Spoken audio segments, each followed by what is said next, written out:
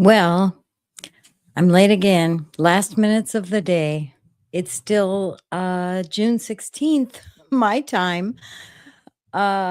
Welcome to day I've got to show this. Welcome to day 166.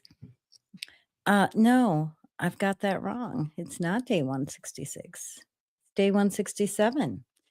So I'm going to fix that. All right. Let me just fix that. Oh, I thought I did fix it. Interesting. Okay, the last segment of today uh, tells me that it's 843 BC. And there we go. There, I fixed it.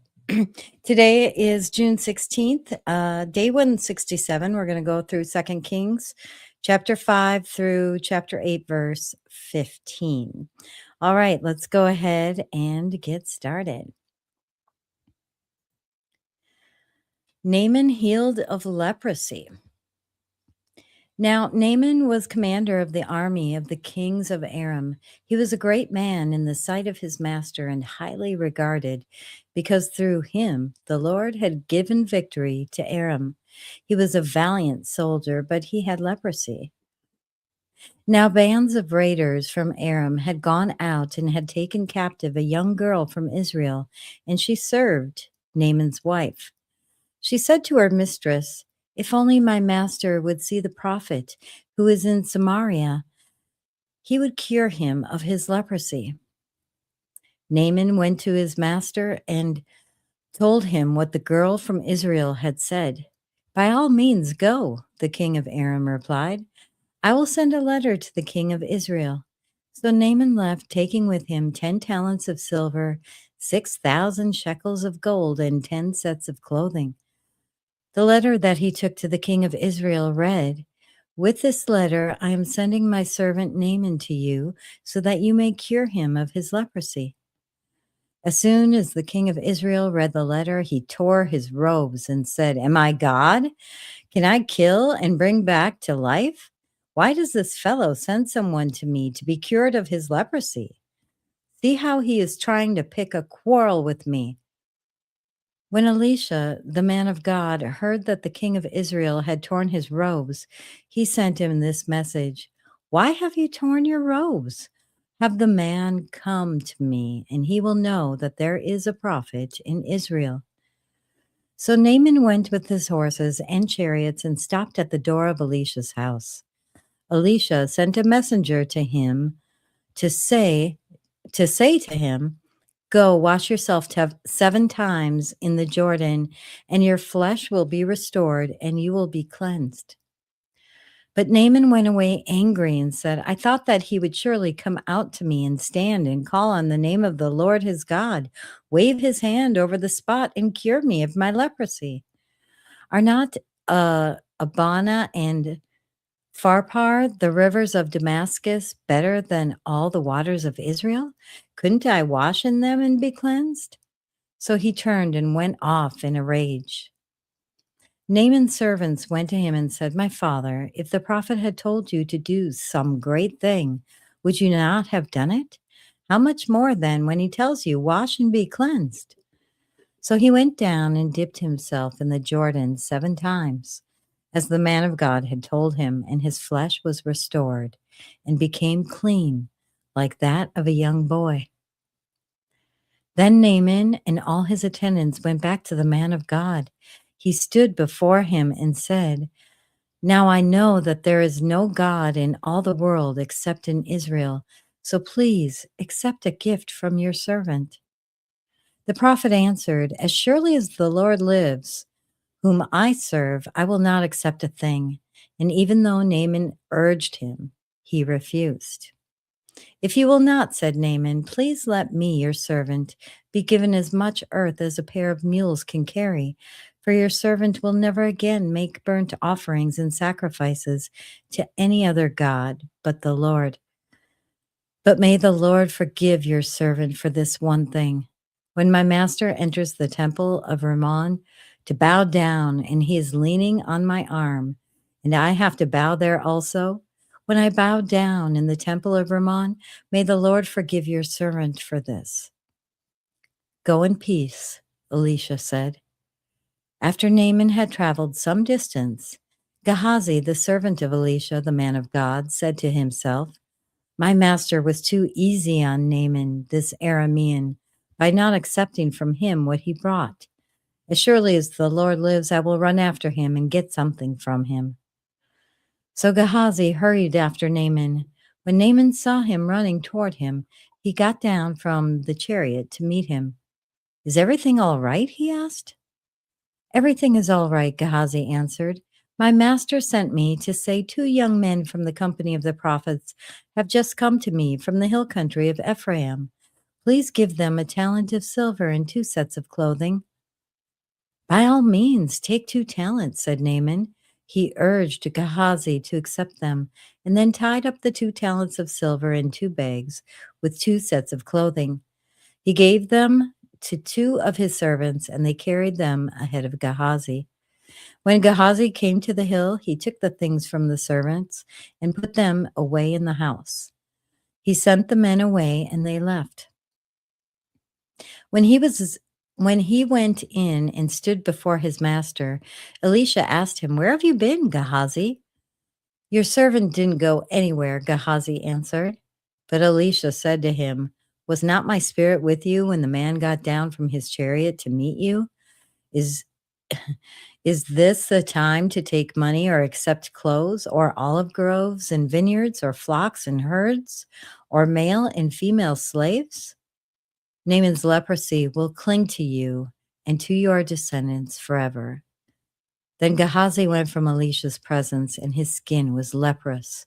It had become as white as snow. An axhead floats. The company of the prophets said to Elisha, "Look, the place where we meet with you is too small for us. Let us go to the Jordan where each of us can get a pole, and let us build a place there for us to meet." And he said, "Go." Then one of them said, "Won't you please come with your servants?" "I will," Elisha replied, and he went with them.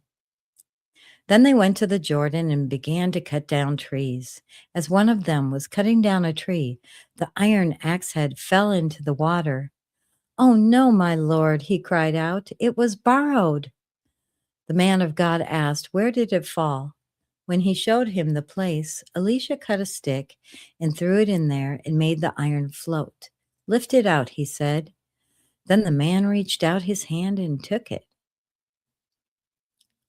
Elisha traps blinded Arameans. Now the king of Aram was at war with Israel. After conferring with his officers, he said, "I will set up my camp in such a place, in such and such a place." The man of God sent word to the king of Israel, "Beware of passing that place, because the Arameans are going down there." So the king of Israel checked on the place indicated by the man of God. Time and again, Elisha warned the king so that he was on his guard in such places. This enraged the king of Aram. He summoned his officers and demanded of them, "Tell me, which of us is on the side of the king of Israel?" "None of us, my lord the king," said one of his officers.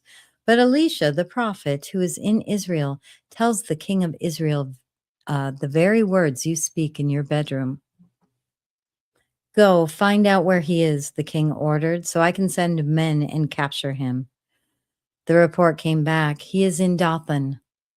Then he sent horses and chariots and a strong force there. They went by night and surrounded the city.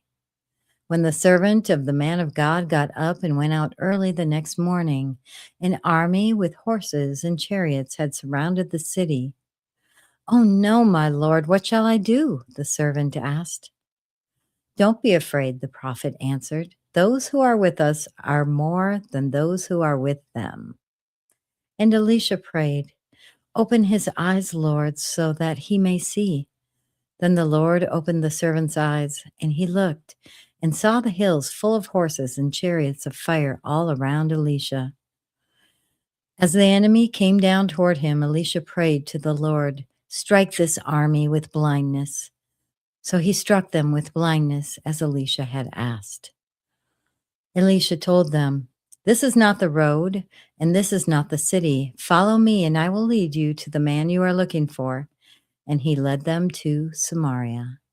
After they entered the city, Elisha said, "Lord, open the eyes of these men so they can see." Then the Lord opened their eyes, and they looked, and there they were inside Samaria. When the king of Israel saw them, he asked Elisha, "Shall I kill them, my father? Shall I kill them?" "Do not kill them," he answered. "Would you kill those you have captured with your own sword or bow? Set food and water before them so that they may eat and drink and then go back to their master." So he prepared a great feast for them, and after they had finished eating and drinking, he sent them away, and they returned to their master. So the bands from Aram stopped raiding Israel's territory. Famine in besieged Samaria. Sometime later, Ben-Hadad, king of Aram, mobilized his entire army and marched up and laid siege to Samaria. There was a great famine in the city. The siege lasted so long that a donkey's head sold for 80 shekels of silver and a quarter of a cab of seed pods for 5 shekels. As the king of Israel was passing by on the wall, a woman cried to him, "Help me, my lord the king." The king replied, "If the Lord does not help you, where can I get help for you? From the threshing floor? From the winepress?" Then he asked, "What's the matter?" She answered, "This woman said to me, 'Give up your son so we may eat him today, and tomorrow we'll eat my son.' So we cooked my son and ate him. The next day I said to her, 'Give up your son so we may eat him,' but she had hidden him." When the king heard the woman's words, he tore his robes. As he went along the wall, the people looked, and they saw that under his robes he had sackcloth on his body. He said, "May God deal with me, be it ever so severely, if the head of Elisha, son of Shaphat, remains on his shoulders today." Now Elisha was sitting in his house, and the elders were sitting with him. The king sent a messenger ahead, but before he arrived, Elisha said to the elders, "Don't you see how this murderer is sending someone to cut off my head? Look, when the messenger comes, shut the door and hold it shut against him. Is not the sound of his master's footsteps behind him?" While he was still talking to them, the messenger came down to him. The king said, "This disaster is from the Lord. Why should I wait for the Lord any longer?" Elisha replied, "Hear the word of the Lord. This is what the Lord says. About this time tomorrow, a seah of the finest flour will sell for a shekel, and 2 seahs of barley for a shekel at the gate of Samaria." The officer on whose arm the king was leaning said to the man of God, "Look, even if the Lord should open the floodgates of the heavens, could this happen?" "You will see it with your own eyes," answered Elisha, "but you will not eat any of it." The siege lifted. Now there were 4 men with leprosy at the entrance of the city gate. They said to each other, "Why stay here until we die? If we say we'll go into the city, the famine is there and we will die. And if we stay here, we will die. So let's go over to the camp of the Arameans and surrender. If they spare us, we live. If they kill us, then we die." At dusk, they got up and went to the camp of the Arameans. When they reached the edge of the camp, no one was there. For the Lord had caused the Arameans to hear the sound of chariots and horses and a great army, so that they said to one another, "Look, the king of Israel has hired the Hittite and Egyptian kings to attack us." So they got up and fled in the dusk and abandoned their tents and their horses and donkeys. They left the camp as it was and ran for their lives. The men who had leprosy reached the edge of the camp, entered one of the tents, and ate and drank. Then they took silver, gold, and clothes and went off and hid them. They returned and entered another tent and took some things from it and hid them also. Then they said to each other, What we're doing is not right. This is a day of good news, and we are keeping it to ourselves. If we wait until daylight, punishment will overtake us. Let's go once and report this to the royal palace."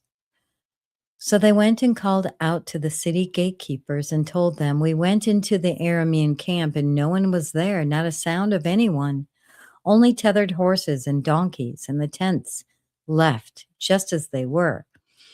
The gatekeepers shouted the news, and it was reported within the palace. The king got up in the night and said to his officers, "I will tell you what the Arameans have done to us. They know we are starving, so they have left the camp to hide in the countryside, thinking they will surely come out, and then we will take them alive and get into the city." One of his officers answered, Have some men take 5 of the horses that are left in the city. Their plight will be like that of all the Israelites left here. Yes, they will only be like all these Israelites who are doomed. So let us send them to find out what happened." So they selected 2 chariots with their horses, and the king sent them after the Aramean army. He commanded the drivers, "Go and find out what has happened." They followed them as far as the Jordan, and they found the whole road strewn with the clothing and equipment the Arameans had thrown away in their headlong flight. So the messengers returned and reported to the king. Then the people went out and plundered the camp of the Arameans. So a seah of the finest flour sold for a shekel, and 2 seahs of barley sold for a shekel, as the Lord had said. Now the king had put the officer on whose arm he leaned in charge of the gate, and the people trampled him in the gateway, and he died, just as the man of God had foretold when the king came down to his house.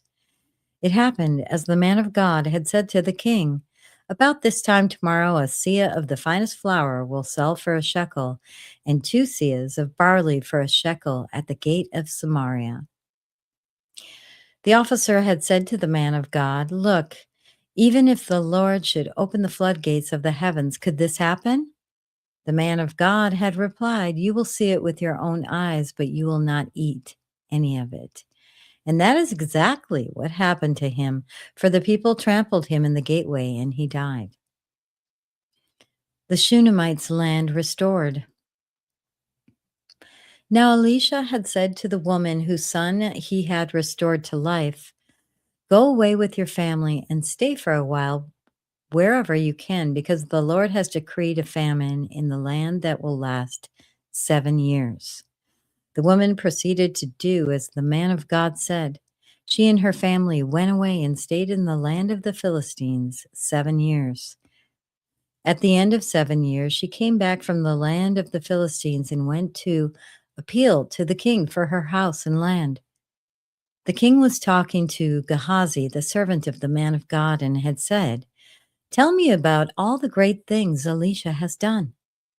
Just as Gehazi was telling the king how Elisha had restored the dead to life, the woman whose son Elisha had brought back to life came to appeal to the king for her house and land. Gehazi said, "This is the woman, my lord the king, and this is her son whom Elisha restored to life." The king asked the woman about it, and she told him. Then he assigned an official to her case and said to him, "Give back everything that belonged to her, including all the income from her land from the day she left the country until now." Hazael murders Ben-Hadad. Elisha went to Damascus, and Ben-Hadad, king of Aram, was ill. When the king was told, "The man of God has come all the way up here," he said to Hazael, "Take a gift with you and go to meet the man of God. Consult the Lord through him. Ask him, 'Will I recover from this illness?'" Hazael went to meet Elisha, taking with him a gift, 40 camel loads of all the finest wares of Damascus. He went in and stood before him and said, "Your son Ben-Hadad, king of Aram, has sent me to ask, 'Will I recover from this illness?'" Elisha answered, "Go and say to him, You will certainly recover. Nevertheless, the Lord has revealed to me that he will, in fact, die." He stared at him with a fixed gaze until, uh, I'm trying to figure out how to pronounce this name, Haz Hazael? Hazael? Until Hazael was embarrassed. Then the man of God began to weep. "Why is my Lord weeping?" asked Hazael. "Because I know the harm you will do to the Israelites," he answered. "You will set fire to their fortified places, kill their young men with the sword, dash their little children to the ground, and rip open their pregnant women."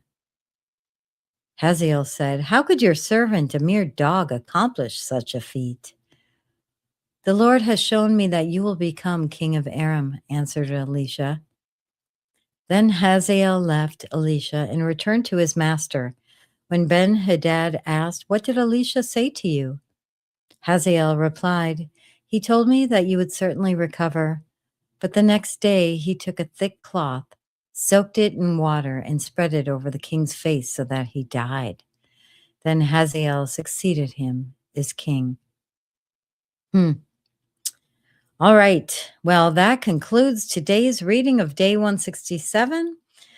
Thank you so much for joining. Be sure to like so the word gets out to more people, because that's how the algorithms work. And then subscribe if you want to be informed when I go live each day. Usually it's in the morning, but lately I've been having to do it at night. Sorry about that. My days have been long lately, but I am still going to read the Bible every single day. So we're almost halfway done. Very exciting. A couple more weeks and we'll be halfway there. All right. Have very sweet dreams or a blessed day if you're watching this earlier the next day. And we'll see you tomorrow. Bye-bye.